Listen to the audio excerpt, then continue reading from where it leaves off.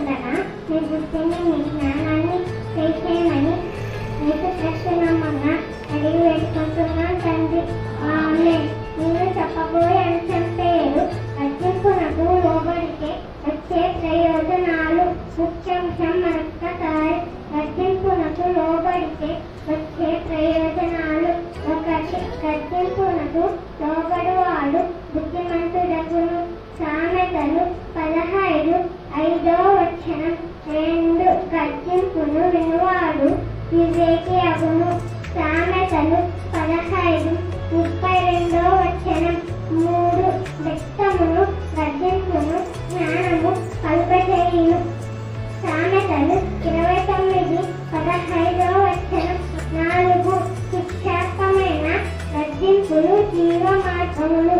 సామెతలు 6:23. 5.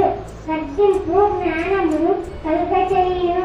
సామెతలు 29:15. 6. గద్దింపును లక్ష్యపెట్టువాడు ఘనత నందును. సామెతలు 13:8.